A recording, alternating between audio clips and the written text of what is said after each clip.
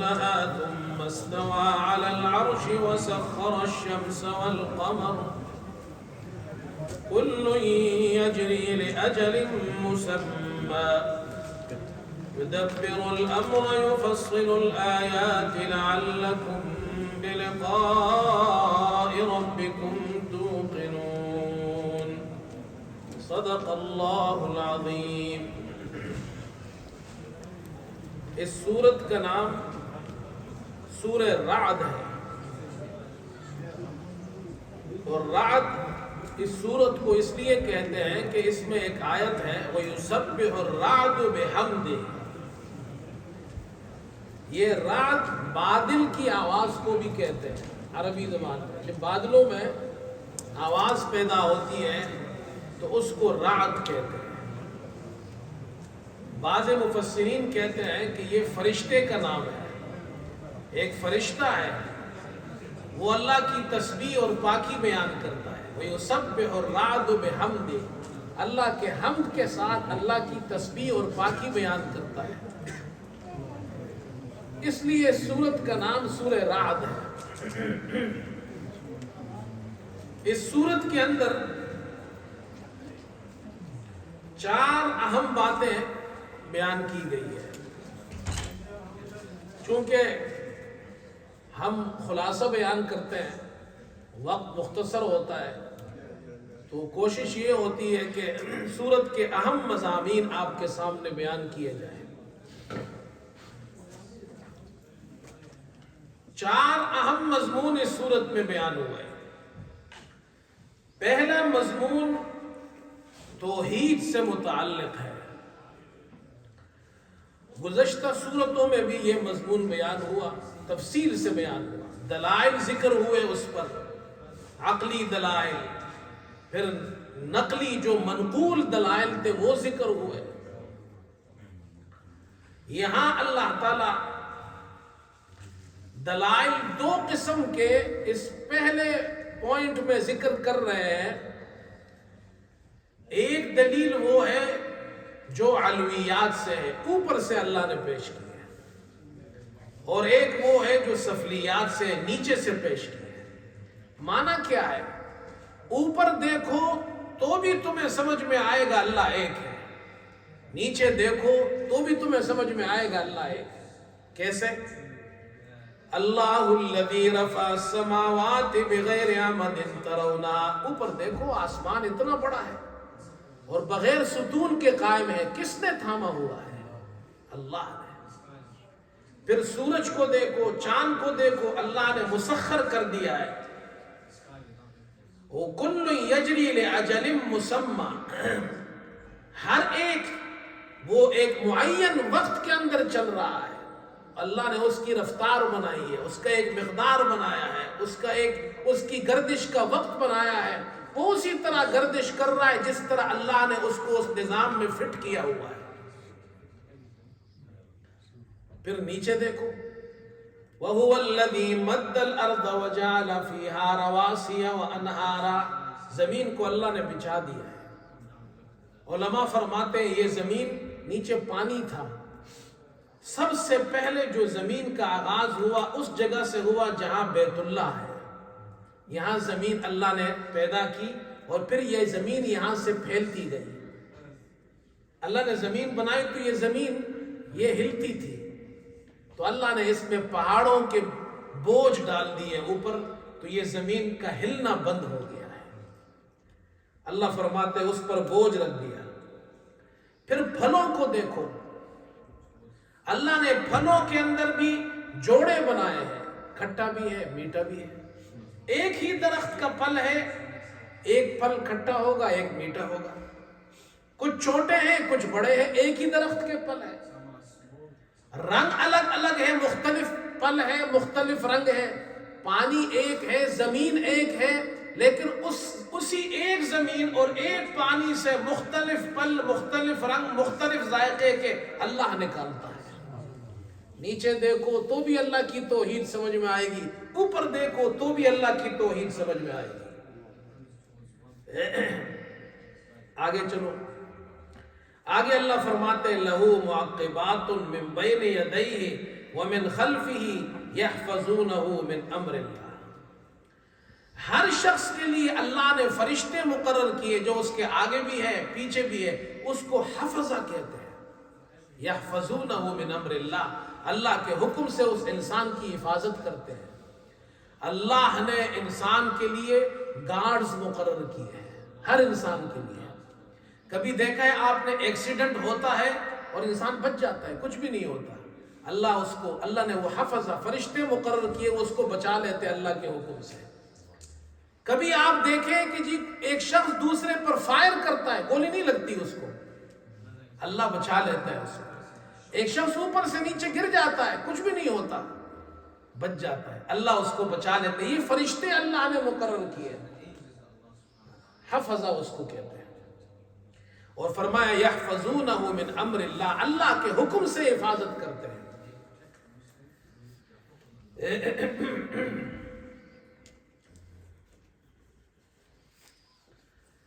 اور تیسرا مضمون یہ بیان کیا ہے کہ اللہ ہی کو پکارو، اس کے ساتھ کسی کو شریک مت کرو. لہو دعوت الحق، دعوت حق یعنی سچی پکار وہ اللہ ہی کے لیے ہے، اللہ کے علاوہ کسی اور کے لیے نہیں ہے. اور اللہ کے علاوہ اللہ کو چھوڑ کر جو غیروں کو پکارتے ہیں تو وہ ان کے کچھ بھی کام نہیں آتے. لا يستجیبون لهم بشیء الا كباسط کفیہ الی الماء لیبلغ فاہ وما هو ببالغ، مگر ویسے ہی ہے جیسے کہ کوئی شخص پانی کی طرف ہاتھ بڑھائے کہ وہ پانی اس کے منہ میں آ جائے، تو پانی اس کے منہ میں نہیں پہنچ سکتا ہے خود بخود. ایسا ہو سکتا ہے آپ پانی اٹھائے نہیں اور پانی خود بخود منہ میں آ جائے؟ اللہ فرماتے جیسے یہ نہیں ہو سکتا، اسی طرح تمہارے یہ جھوٹے خدا تمہاری مدد نہیں کر سکتے. اللہ مثالوں سے سمجھاتا ہے.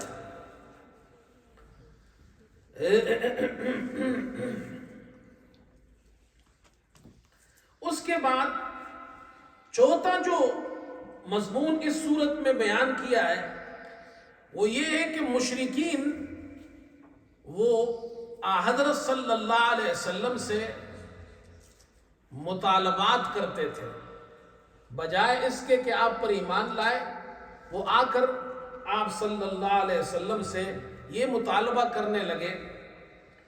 عبداللہ ابن امیہ یہ آیا، ابو جہل نے اس کو بھیجا اور یہ آیا اور اس نے کہا کہ اگر آپ واقعی اللہ کے نبی ہیں، سچے نبی ہیں، یہ اسلام سچا مذہب ہے، قرآن اللہ کی کتاب ہے، تو پھر آپ ایسا کریں کہ مکہ جو ہے یہ پہاڑوں میں ہے، مکہ کی زمین کشادہ نہیں ہے، مکہ تو پہاڑوں کے بیچ میں ہے.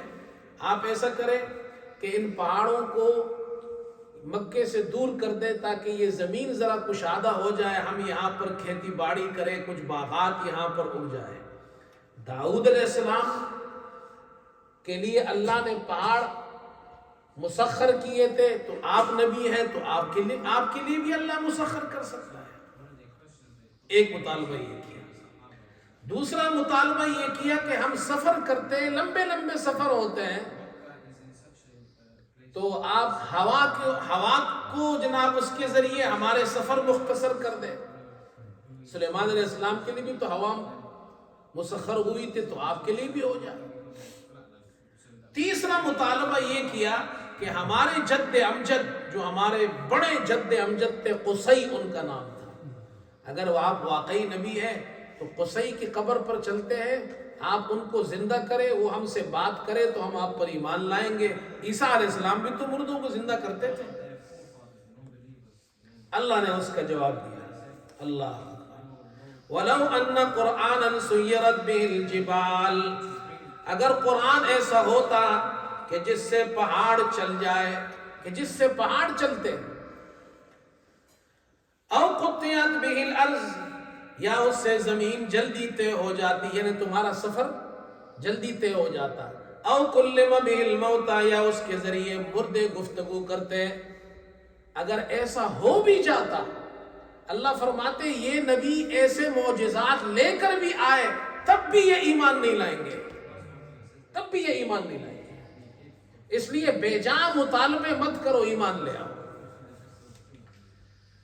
اس کے بعد اگلی سورت ہے سورہ ابراہیم. حضرت ابراہیم علیہ السلام کا واقعہ اس سورت کے میں آخر میں اللہ نے ذکر کیا ہے. سورت کا نام سورہ ابراہیم ہے. وہ واقعہ کیا ہے؟ حضرت ابراہیم کو اللہ نے حکم دیا کہ اپنی بیوی ہاجر کو اور اپنے بیٹے اسماعیل کو، ماں اور بیٹے کو لے جاؤ. وہ تو فلسطین میں تھے. حضرت ابراہیم علیہ السلام کی قبر جو ہے وہ فلسطین میں خلیل کے اندر ہے. الحمدللہ میں وہاں گیا ہوں، میں نے زیارت کی ہے حضرت ابراہیم علیہ السلام کی قبر کی. وہ الخلیل میں ہے. اور اللہ نے حکم دیا کہ اپنے ایک بیوی اور بیٹا وہاں رہ گئے، اسحاق علیہ السلام اور ان کی اماں، اور دوسرا بیٹا اسماعیل علیہ السلام اور ان کی اماں. یہ جاؤ بے آب و گیا وادی میں چھوڑ آؤ جہاں بعد میں مکہ آباد ہوا. اللہ کے حکم سے لے گئے، وہاں چھوڑا. کچھ بھی نہیں تھا، چاروں طرف پہاڑ، کچھ بھی نہیں. تھوڑا بہت کھانا پینا تھا، وہ بھی ختم ہو گیا. تو حضرت اور ابراہیم علیہ السلام واپس چلے گئے. اسماعیل علیہ السلام کی اماں جو ہے وہ صفا پہاڑی پہ چڑھتی ہے، کبھی پھر نیچے اترتی ہے تو دوڑتی ہے، اس لیے کہ بیٹا نظر نہیں آ رہا نا، تو دوڑتی ہے. پھر مروہ پہاڑی پہ چڑھتی ہے تو وہاں سے بیٹے کو بھی دیکھتی ہے، آس پاس کسی اور کو بھی دیکھتی ہے. اللہ نے وہاں سے پانی نکال دیا، زمزم کا پانی. یہ جو زمزم ہے یہ کوئی کنواں نہیں ہے نیچے، یہ پورا ایک چشمہ، ایک نہر ہے اندر. یہ پانی چل رہا ہے، صدیوں سے پانی چل رہا ہے. وہاں ایک قبیلہ گزرا، جرہم قبیلہ وہاں سے گزر رہا تھا. اس نے دیکھا یہاں پانی ہے. اس زمانے میں لوگ اپنے قبیلے ایک جگہ سے دوسری جگہ تبدیل کرتے تھے، اپنے لیے آبادی کی جگہ ڈھونڈتے تھے. انہوں نے کہا آپ کے پاس پانی ہے؟ مائی سے پوچھا کہ آپ کے پاس پانی ہے؟ ہم اگر یہاں ٹھہر جائیں؟ انہوں نے کہا ٹھہر جاؤ. اللہ نے وہاں گاؤں بھی آباد کر دیا. اور پھر اس گاؤں میں اسماعیل علیہ السلام بڑے ہوئے، وہیں سے شادی کی اور وہیں سے عربوں کا آغاز ہوا. عرب کا آغاز وہاں سے ہوا ہے، عربوں کا. پھر اللہ نے انہی کی نسل میں محمد صلی اللہ علیہ وسلم کو پیدا کیا. اسی لیے حضرت اسماعیل کی اماں کو ام العرب کہتے ہیں. اسماعیل علیہ السلام کی اماں اصل میں وہ مصر کی تھی. بادشاہ مصر نے حضرت ابراہیم کو دی تھی سفر کرتے ہوئے جب آ رہے تھے. اور آج بھی مصر میں ایک جگہ ہے، اس کا نام ہے ام العرب، جہاں حضرت ہاجرہ پیدا ہوئی تھی. حضور صلی اللہ علیہ وسلم نے ایک روایت میں آیا ہے، غالباً ابن اسحاق نے نقل کیا ہے کہ آپ صلی اللہ علیہ وسلم نے مصریوں کے بارے میں فرمایا، اس لیے کہ اماں ہاجرہ وہاں کی تھی نا، مصر کی. عربوں کی اماں لقب ملا ان کو. آپ نے فرمایا یہ جو کالے رنگ اور گھنگریالوں بالوں والے ہیں، اشارہ کیا ان کا خیال رکھو، اس لیے کہ ہماری اماں وہاں سے تھی. اتنی دور کی اماں، دادی ہے لیکن بہت دور کی ہے نا. اپنے رشتہ داروں کا ایسا خیال رکھا ہے محمد صلی اللہ علیہ وسلم نے. تو ابراہیم علیہ السلام کا واقعہ اس صورت میں ہے. اس صورت میں اللہ نے وقائع ذکر کیے ہیں، مختلف دنیا اور آخرت کے واقعات سمجھانے کے لیے. پہلا جو ذکر کیا اس کو تخویف دنیاوی کہتے ہیں.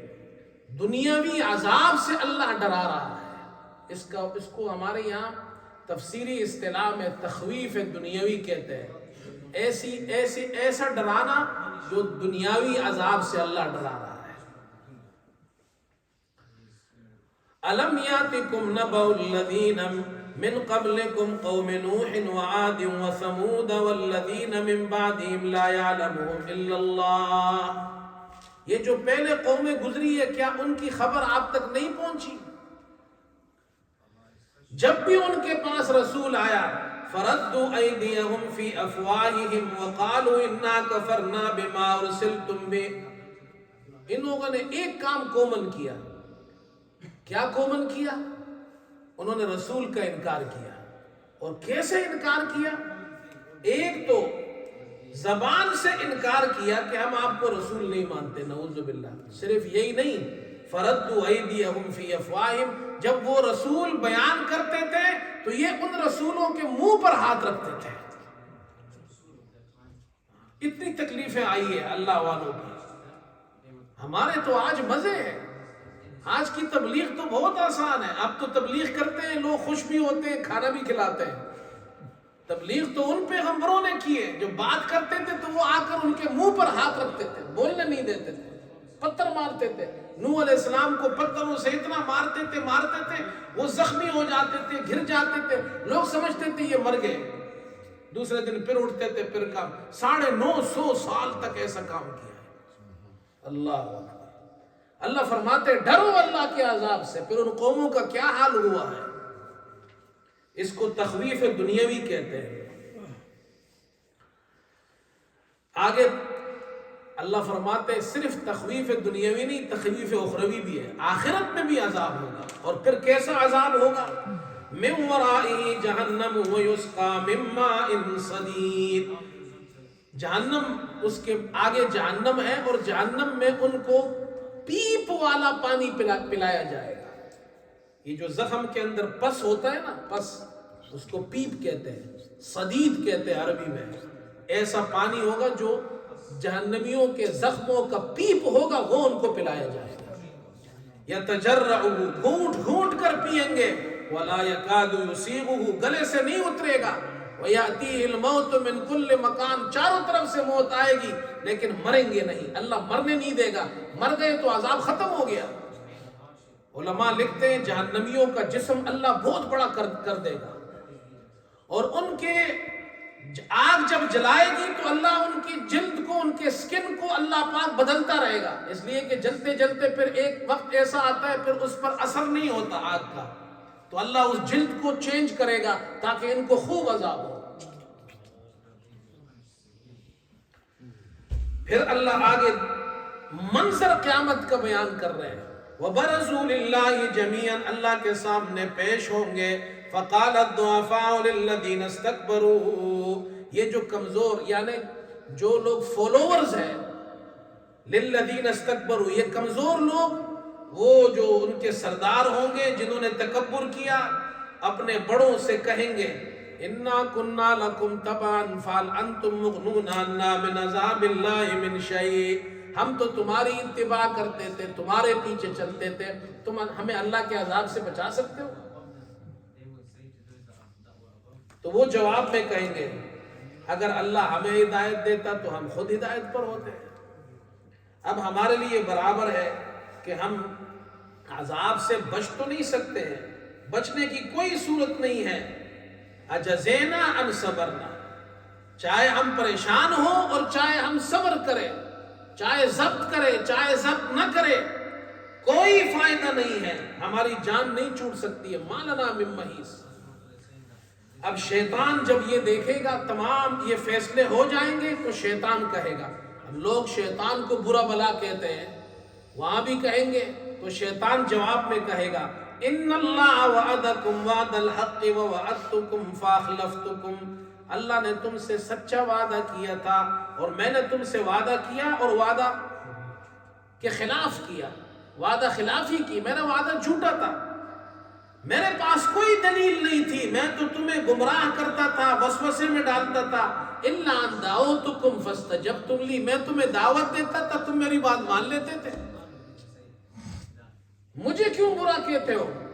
فلا تلومونی ولوموا انفسکم، مجھے ملامت مت کرو، اپنے آپ کو ملامت کرو، تم نے میری بات کیوں مانی. یہ مضمون اللہ نے بیان کیا. اور آخر میں پھر حضرت ابراہیم علیہ السلام کا واقعہ بیان کیا جو میں نے شروع میں اس کے کچھ حالات ذکر کیے، اور اس میں ابراہیم علیہ السلام کی دعائیں اللہ نے ذکر کی. اگلی صورت ہے سورہ ہجر. یہ ہجر ایک جگہ کا نام ہے جو اس صورت میں آگے اصحاب الحجر، ہجر والوں کا واقعہ بیان ہو رہا ہے. اللہ نے گزشتہ صورت میں دنیاوی عذاب سے ڈرایا، تخویف دنیاوی. اس صورت میں اس کے 5 نمونے، 5 ایگزامپلز بیان ہو رہے ہیں. بڑی بڑی بستیاں گزری ہیں، بڑے بڑے لوگ گزرے ہیں، اللہ ان کے احوال کو ذکر کر رہا ہے. اس میں سے ایک بستی جہاں تھی اس کا نام ہے ہجر.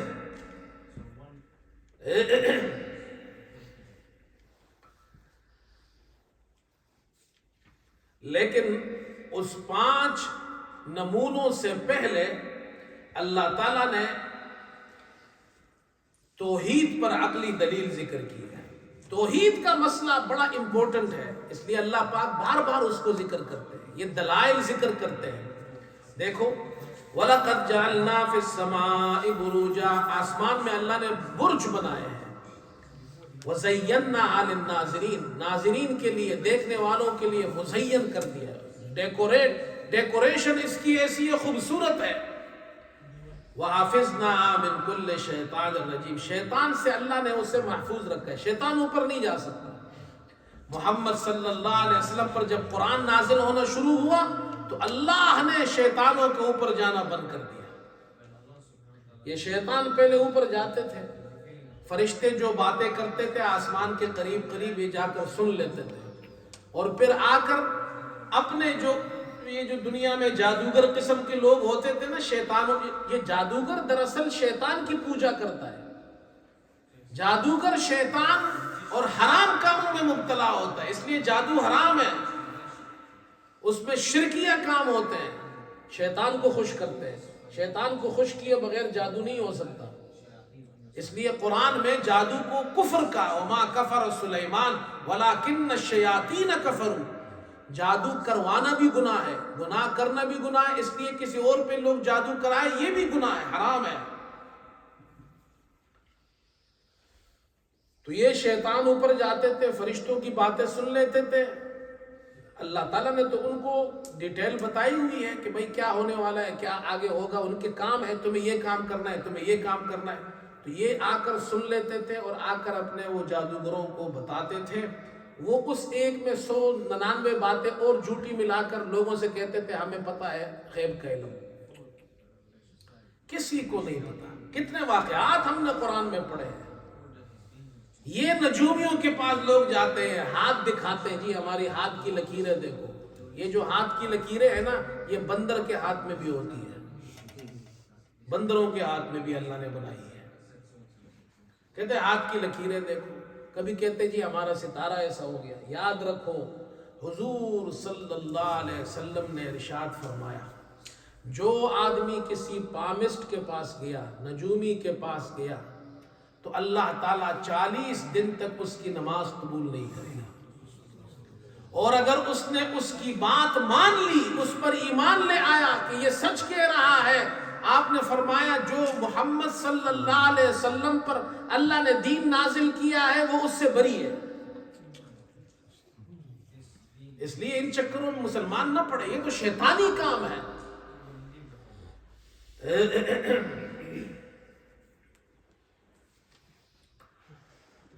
اور پھر اللہ تعالیٰ نے آگے شیطان کی اور انسان کی پیدائش کا ذکر کیا ہے. انسان کو اللہ نے پیدا کیا مٹی سے، بجتی ہوئی مٹی سے. یہ جو مٹی ہے نا، مٹی سے کوئی چیز بناؤ، جب وہ سوکھ جائے تو پھر اس پہ اس طرح آپ آواز اس پہ ٹیپ کرے تو وہ بجتی ہے، اس میں سے بجنے جیسی آواز نکلتی ہے. تو بجتی ہوئی مٹی سے اللہ نے پیدا کیا ہے، جو سڑے ہوئے گارے کی ہے. جب آگ میں اس کو جلائے اور وہ جل جائے اور وہ مٹی پک جائے اور پھر وہ سوکھ جائے، پھر اس میں سے آواز نکلتی ہے. اس مٹی سے اللہ نے حضرت آدم کو پیدا کیا اور جنات کو پیدا کیا. والجان خلقناہ من قبل، اس سے پہلے حضرت آدم سے پہلے اللہ نے جنات کو پیدا کیا. من نار السموم، آگ سے اللہ نے پیدا کیا. اور پھر آگے اللہ نے واقعہ ذکر کیا ہے کہ شیطان نے سجدہ نہیں کیا تو شیطان راندہ درگاہ ہو گیا اور اس نے کہا یہ کیسے ہو سکتا ہے کہ مجھے آگ سے پیدا کیا ہے، انہیں مٹی سے پیدا کیا، میں ان کے سامنے جھک جاؤ۔ اللہ نے ان کو راندہ درگاہ کر دیا۔ اب یہاں ایک بات سمجھنے کی سمجھے، شیطان پر جب اللہ لعنت بھیج رہا تھا، وَإِنَّ عَلَيْكَ اللَّعْنَةَ إِلَىٰ يَوْمِ الدِّينِ، تجھ پر لعنت ہے قیامت تک، تو شیطان اس وقت اللہ سے دعا مانگ رہا تھا، ربی فَأَنذِرْنِي إِلَىٰ يَوْمِ يُبْعَثُونَ، مجھے قیامت تک مہلت دے۔ حضرت تھانوی رحمۃ اللہ علیہ فرماتے ہیں شیطان کے اندر 3 عین تھے، عالم، عارف، عابد۔ عالم کا عین، عارف کا عین، عابد کا عین۔ عالم تھا اتنا بڑا کہ فرشتوں میں اس کو عزازیل کہتے تھے۔ عابد تھا، عبادت کرتا تھا، اللہ کی عبادت کرتا تھا، فرشتوں میں رہتا تھا۔ عارف سمجھدار تھا، سمجھدار اتنا تھا اللہ تعالیٰ اس پر لعنت بھیج رہا ہے، جنت سے نکال رہا ہے، وہ اللہ سے مانگ رہا ہے یا اللہ مجھے قیامت تک مہلت دے۔ دیکھو دنیا میں کوئی غصہ ہو اس وقت کوئی کچھ نہیں مانگتا اس سے، باپ غصہ ہونا تو بیٹا اس سے کچھ نہیں مانگتا، کہتے ہیں ابا جی ٹھنڈے ہو جائیں نا پھر مانگیں گے، ایسا ہے یا نہیں ہے؟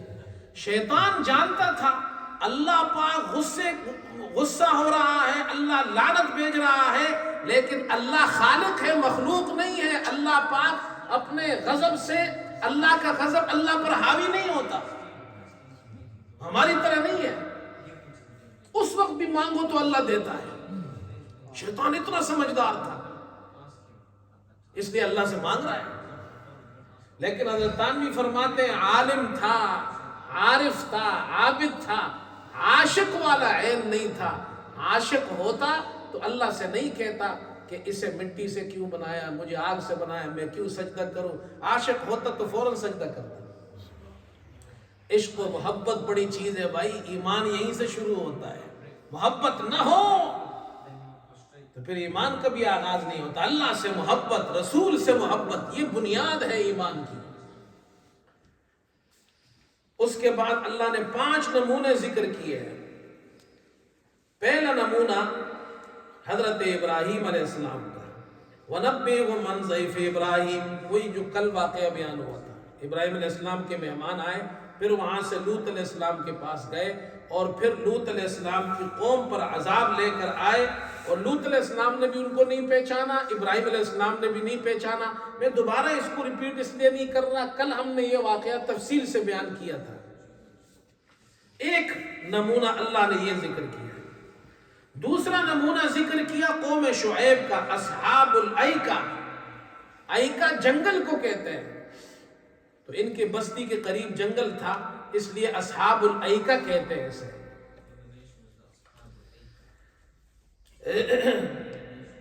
اور اللہ فرماتے فانتقمنا منہم، ہم نے ان سے انتقام لیا، وَإِنَّهُمَا لَبِإِمَامٍ مُبِينٍ، کھلے راستے پر تھے، یعنی وہ جس جگہ آباد تھے وہ بالکل راستے کے اوپر کی جگہ تھی، لوگ وہاں سے گزرتے آتے جاتے دیکھتے تھے۔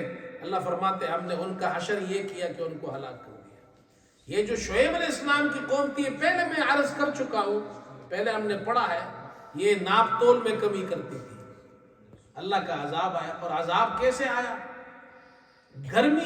گرمی آئی بڑی سخت قسم کی، تو ان کے تہخانے تھے، یہ تہخانوں کی طرف بھاگے۔ جب تہخانوں میں بھاگے، اس لیے کہ تہخانے ٹھنڈے ہوتے ہیں، تو اللہ نے تہخانے گرم کر دیے ان کے لیے۔ اور جب وہاں باہر دیکھا کہ بادل آ رہا ہے، اور بادل جب آنے لگا، ٹھنڈی ہوائیں، بادل آئے، تو یہ تہخانوں سے نکلے کہ چلو ہم اوپر جا کر بادل کے نیچے بیٹھ جائیں گے۔ سب کے سب جمع ہو گئے بادلوں کے نیچے۔ جیسے ہی سب جمع ہوئے، بجائے اس کے کہ بادل سے پانی اترے، اللہ نے آگ نازل کی اور سب کو ہلاک کر دیا۔ یہ ایسے ہلاک ہوا۔ ایک بات اور بتاؤں، مجھے یاد آ گئی ہے، مولانا قاسم نانوتوی رحمۃ اللہ علیہ نے عجیب بات لکھی ہے۔ وہ کہتے ہیں انسان کو اللہ نے عناصر اربعہ، 4 چیزوں سے پیدا کیا ہے نا۔ آدم علیہ السلام ابھی ہم نے پڑھا نا، اس میں مٹی بھی تھی، پانی بھی تھا، آگ بھی تھی، ہوا بھی تھا، اسی سے تو وہ پتلا بنایا نا۔ اس کو عناصر اربعہ کہتے ہیں۔ آگ، پانی، ہوا اور مٹی، یہ چار چیزیں اللہ اس کو عناصر اربعہ کہتے ہیں. انسان کو اس سے پیدا کیا. جب انسان اللہ والا ہوتا ہے تو یہ چار چیزیں اس کے نوکر بن جاتے ہیں، اور جب یہ انسان اللہ سے دشمنی کرتا ہے تو یہی چار چیزیں اس کی دشمن بن جاتے ہیں. تو پانی دشمن بنتا ہے جیسے فرعون کے لیے بنا، جیسے نوح علیہ السلام کی قوم کے لیے بنا نہیں بنا. لیکن حضرت نوح علیہ السلام اور حضرت موسیٰ علیہ السلام کے لیے پانی دشمن نہیں بنا. یہ پانی کی مثال ہے. اور قوم عاد کے لیے ہوا کا عذاب آیا، ہوا دشمن بن گئی ان کی. ایسا ہوا نہیں ہوا. اور لوط علیہ السلام کی قوم کے لیے زمین اس کی دشمن بن گئی. جبریل علیہ السلام نے ایسا اٹھایا پوری بستی کو، پوری زمین کو ایسا اٹھایا اور اوپر سے جا کر پٹخ دیا، اور اوپر سے پتھر ان پر گرنا شروع ہو گئے. یہی زمین، یہی مٹی جس سے انسان کو پیدا کیا، یہی دشمن ہو گئی. اور آگ کا عذاب آیا شعیب علیہ السلام کی قوم پر. اللہ جس کے لیے چاہے آگ کو دوست بنا دے، جس کے لیے چاہے دشمن بنا دے. ابراہیم علیہ السلام کے لیے آگ کو دوست بنایا اور قوم شعیب کے لیے آگ کو دشمن بنا دیا. ایسا ہے یا نہیں ہے؟ یہ ساری دنیا اللہ کے قبضہ قدرت میں ہے. تم سدھر جاؤ، دنیا تمہاری ہوگی. تم سدھر جاؤ. یہ اللہ سمجھا رہا ہے، ان مثالوں سے سمجھا رہا ہے.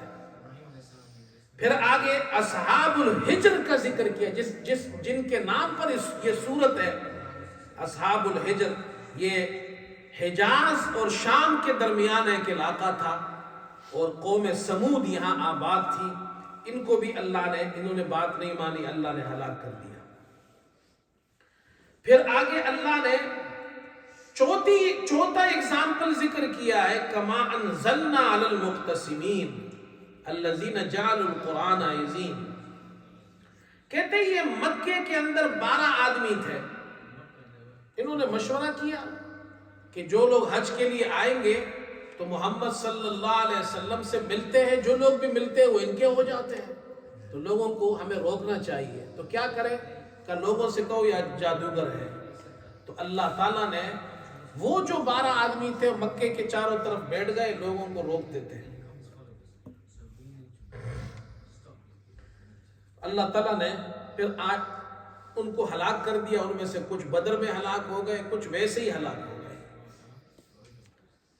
اسی طرح 5 آدمی اور تھے، ان کو بھی اللہ نے ہلاک کیا. وہ بڑے سرغنہ تھے مشرکین کے. کیوں ہلاک کیا؟ وہ رسول کریم صلی اللہ علیہ وسلم کے ساتھ استہزاء کرتے تھے، آپ کا مذاق اڑاتے تھے. اللہ نے ان کا بھی ذکر کیا، اِنَّا كَفَيْنَاكَ الْمُسْتَهْزِئِينَ. اس میں سے ایک جو سرغنہ تھا اس کا نام تھا عاص بن وائل. یہ کسی چیز باہر گیا، کسی چیز نے ڈس لیا اسے اور یہ مر گیا. دوسرا تھا حارث. یہ باہر گیا، اس نے مچھلی کھائی، تازہ مچھلی. اس کے بعد اس نے پانی پیا، اور وہ پانی ایسا پیا اس کو اتنی پیاس لگی کہ اس کی وجہ سے اس کا پیٹ پھٹ گیا. اللہ تعالیٰ نے اس کو اس طریقے سے عبرت بنایا. تیسرا آدمی تھا اسود بن عبد المطلب. یہ جا رہا تھا تو جبریل علیہ السلام آئے اور اس کے سر کو پکڑ کر ایک درخت سے مارا، اور ایسے زور سے مارا کہ یہ مر گیا. اللہ تعالیٰ نے ایکشن لیا ہے نا. نبی، ہمارے نبی کا مذاق اڑاتے ہو. اسود بن عبد یغوث، سخت گرمی تھی، یہ باہر گیا اور کوئی چیز اس کو لگ گئی اس کے بدن میں. وہ ایسا زہریلا بن گیا، زہریلا مادہ پیدا ہو گیا کہ یہ واپس گیا گھر میں. باہر گرمی بھی شدید ہے، دروازہ بند ہے، دروازہ کوئی کھول نہیں رہا. یہ ٹکرے مارتے مارتے اسی حالت میں مر گیا. اور ولید بن مغیرہ، یہ کہتے ہیں اس کو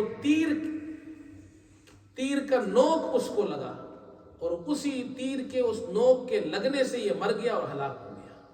اللہ فرماتے ہیں اِنَّا كَفَيْنَاكَ الْمُسْتَهْزِئِينَ. یہ جو آپ کے استہزاء کر رہے ہیں، آپ کی طرف سے ان کے لیے ہم کافی ہیں. اللہ نے ان کو اس طرح نمونہ بنایا. تو یہ 5 نمونے اللہ نے ذکر کیے ہیں کہ اللہ کے عذاب سے ڈرو. اگر تم صحیح اور حق راستے پر نہیں ہو تو تمہیں اللہ سے ڈرنا چاہیے. اللہ عمل کی توفیق عطا فرمائے. آمین. اللہم